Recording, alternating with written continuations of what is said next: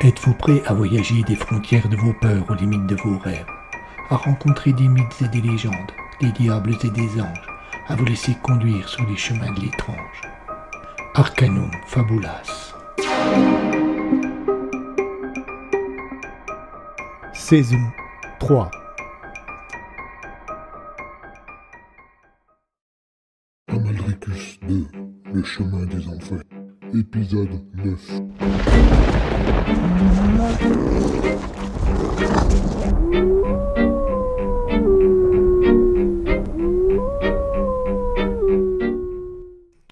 Quand Talois quitta l'hôpital, il semblait complètement perdu.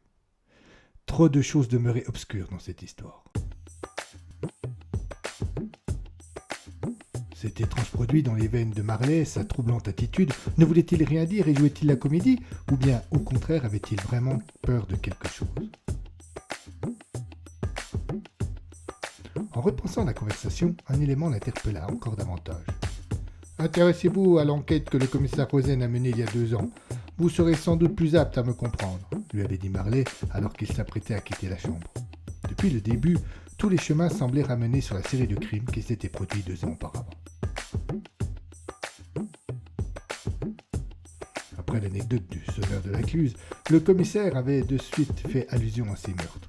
La présence des loups, le personnage sur lequel il avait essayé de tirer à la ferme des Rosen, et qui était accoutré comme l'était Prégnoux lorsqu'il commettait ses meurtres, si tant est que Prégnoux fut bien l'assassin, les liens étaient évidents. Il fallait qu'il en sache un peu plus sur ce qu'avait découvert son ancien supérieur lors de son enquête. Une fois de plus, il en vint à conclure que seul Emma pouvait l'aider.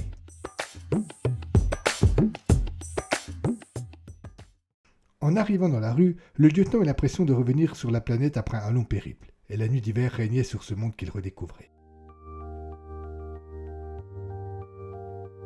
Bien que la neige tombât, il ne prit pas le soin de remonter son col ou de se couvrir la tête.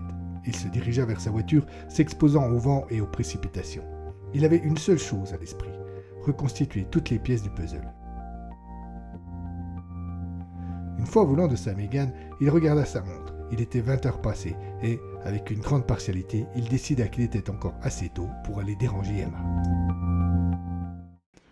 Hugo Marley était déchiré entre son orgueil qui le poussait à parler, à raconter tout ce qu'il savait pour que tout le monde comprenne ses actions, et sa raison qui lui conseillait de garder le silence. Il se doutait bien que s'il venait à s'expliquer, comme cela, sans preuve, il passerait pour un fou.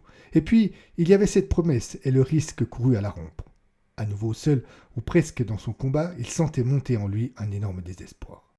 Malgré la douleur de son épaule et le plâtre à sa jambe, il se leva et s'approcha de la fenêtre, espérant naïvement y trouver une voie de fuite.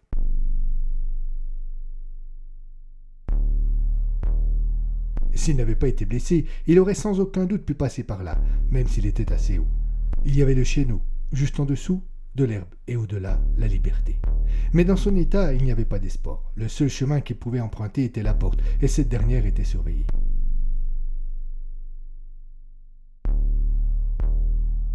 Il retourna s'allonger et essaya de se calmer pour parvenir à réfléchir. C'est à ce moment-là qu'il y eut un léger déclic. Il se dressa d'un bond, affolé.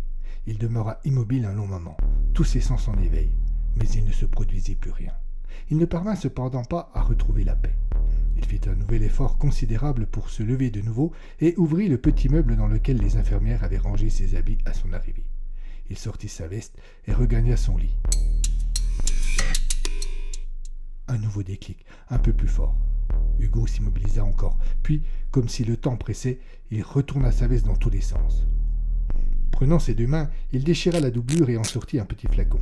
Ses gestes étaient affolés et imprécis. Aussi eut-il tout le mal possible pour ouvrir le récipient et en boire le contenu.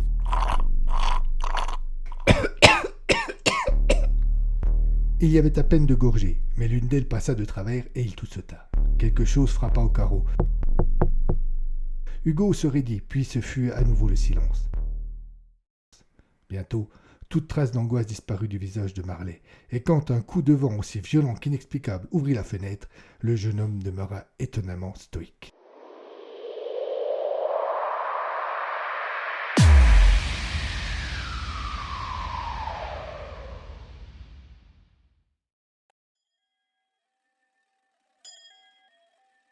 Rouac distillait son histoire avec un nom d'hypnotiseur.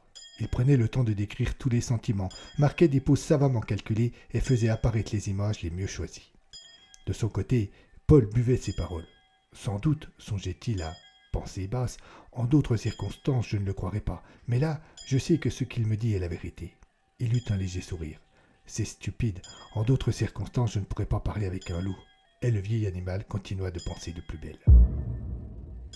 J'ai été très vite accepté au sein de la meute. La louve blanche qui m'avait attaqué était la femelle dominante du groupe. Elle se nommait Nial.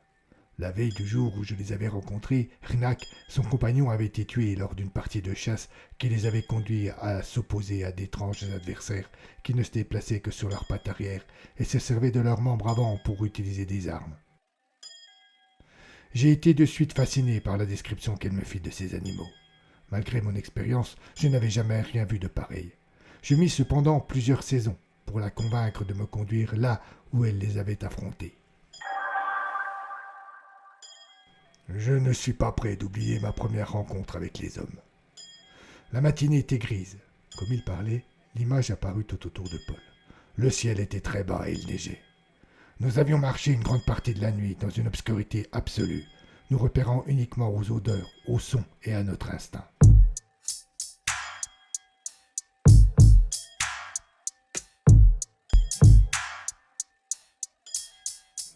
Nial s'immobilisa d'un seul coup, à l'abri d'un petit rocher posé là par erreur. Elle regarda fixement vers l'est, et je suivis son regard. Il se dressait là, au milieu de nulle part, d'énormes yourtes autour desquelles s'agitaient une vingtaine d'individus. J'étais fasciné, et je ne remarquai pas de suite la fumée qui s'élevait du centre du campement.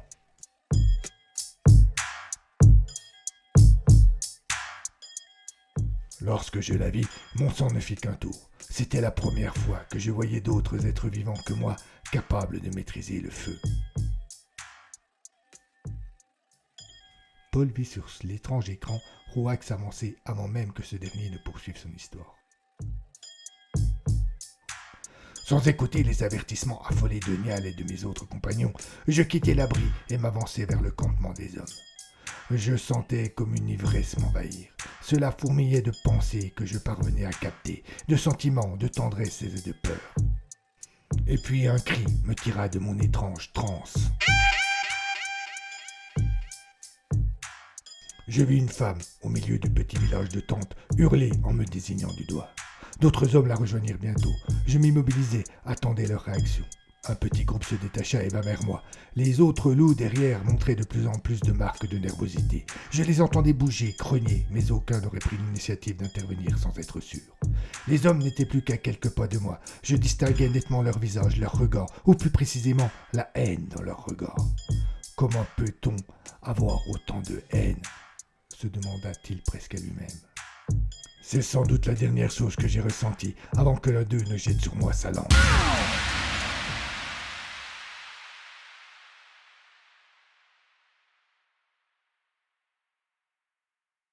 Toute peur s'était évaporée, toute douleur semblait lointaine et impersonnelle. Ce n'était plus lui qui avait mal, c'était seulement son corps. Hugo se leva et s'approcha de la fenêtre. Il la referma et attendit un instant à côté. Le bruit ne se reproduisit pas. Peut-être l'avait-il tout simplement mal bloqué auparavant et que c'était le vent qui avait provoqué ces claquements en cherchant à la forcer. Hugo eut, l'espace d'une seconde, un léger regret. Avait-il bien fait de le prendre maintenant, puisque apparemment rien ne se passait ? Et puis, aussi vite qu'il était apparu, ce doute s'effaça. Même pour cela, c'était très efficace. Une sensation de presque euphorie montait lentement en lui. Il se sentait prêt à tout. Il était à peine de nouveau allongé que le bruit se reproduisit. Et dans les quelques secondes qui suivirent, le vent s'engouffra encore une fois par la fenêtre réouverte et reprit son chant.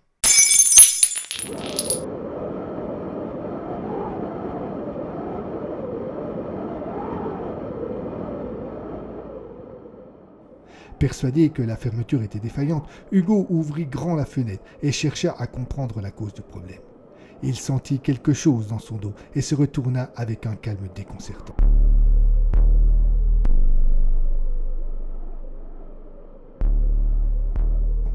surgit de nulle part, debout dans une pénombre dont il semblait l'enfant, la carrure impressionnante du cire de joue se découpait, juste à quelques pas de Marley.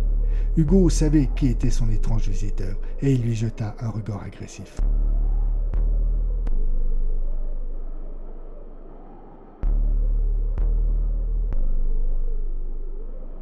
« Je ne vous ai pas trouvé, dit-il, mais je vois que vous êtes venu à moi. » Amalricus ne répondit rien. Il avait lu dans les yeux de son interlocuteur les raisons de cette témérité à laquelle le vieux sire n'était pas habitué à faire face. La majorité du temps, il aspirait encore plus de crainte que de respect. Hugo recula d'un pas en direction de la fenêtre. Sa jambe plâtrée ne semblait plus le gêner dans ses déplacements. Il lança quelques banalités pour se donner de la prestance, tandis que sa main cherchait un objet susceptible de devenir une arme. Il saisit le dossier d'une chaise qui se trouvait à sa droite, et d'un geste d'une rapidité étonnante pour un homme blessé, comme il l'était, la fit pivoter et la jeta sur son visiteur. Amalricus ne bougea pas. Il leva juste une main et stoppa net le projectile dans son élan. Hugo ne parut même pas surpris par la parade, mais il recula encore d'un pas. Il était adossé maintenant à la fenêtre ouverte. Il sentait un vent froid dans son dos. Ce fut sans doute sa dernière sensation. Une violente poussée le projeta dans le vide.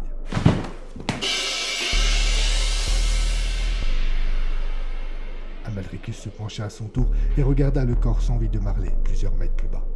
Le malheureux n'avait pas eu le temps de crier. Le vieux sire venait de renouer avec le goût du sang. Il commença par se caresser le visage avec sa main gauche, celle que l'on dit être celle du diable, puis descendit lentement tout au long de son corps. Au fur et à mesure que sa main caressait une partie de son individu, cette dernière s'évaporait, se transformant instantanément en légère fumée verte. Il ne resta bientôt plus dans la chambre qu'un petit nuage aux vagues formes humaines, qui sembla planer un court instant avant de disparaître par la fenêtre, juste au moment où le policier de faction devant la porte, alerté par le bruit, entrait dans la pièce pour s'assurer que tout allait bien.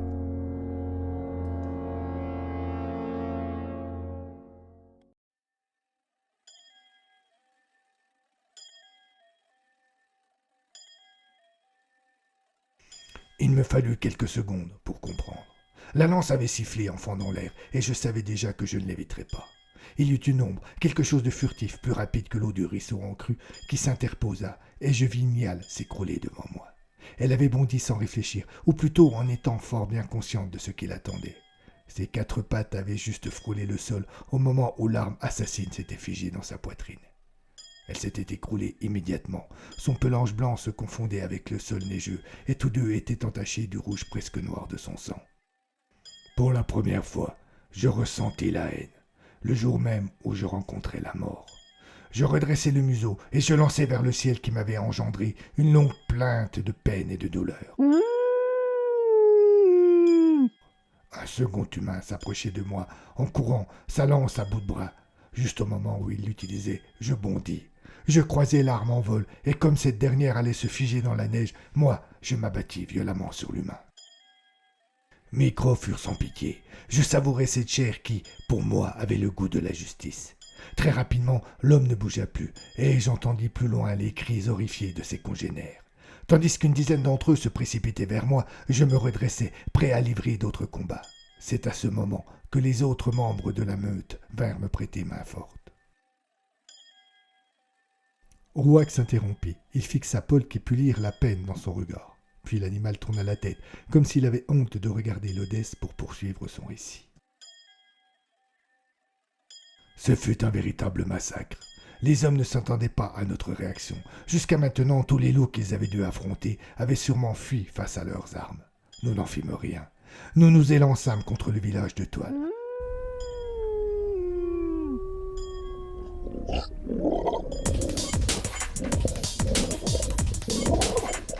Certains de ses occupants tentèrent de se défendre. Nous les attaquâmes à deux. D'autres voulaient fuir. Les plus rapides d'entre nous les prirent en chasse, ne leur laissant aucune chance. Enfin, j'affrontai personnellement celle de nos victimes qui se protégeaient des membres de la meute grâce à des bateaux enflammés, car je savais éviter les brûlures.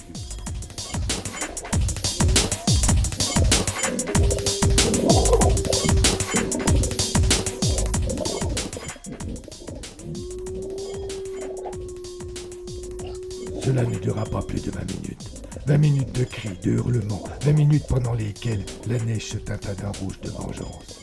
Et puis, le silence.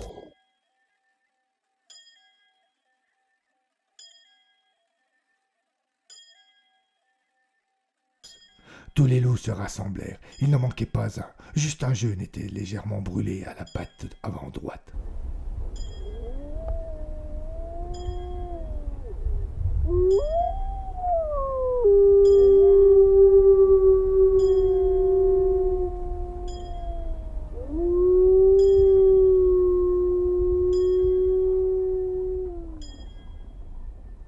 Nous hurlâmes, comme pour rendre un dernier hommage à Nial, et c'est seulement lorsque je me tus que j'entendis des pleurs. Un petit homme avait été épargné.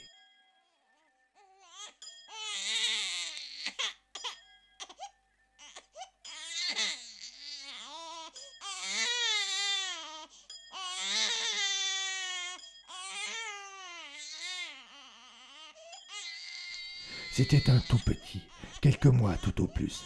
L'une des nôtres se précipita pour achever le travail, et c'est là que j'eus un remords. Je m'interposai et décidai de protéger l'enfant, un peu comme si j'avais une dette envers lui pour m'être trop vengé.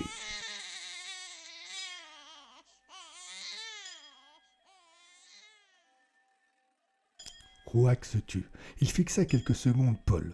Le regard de l'animal était profond et intelligent. Un frisson passa dans le dos de l'Odesse. « Cet enfant, reprit le loup, vous le connaissez. » C'était Amaldricus ? Non, c'était l'auteur. À suivre.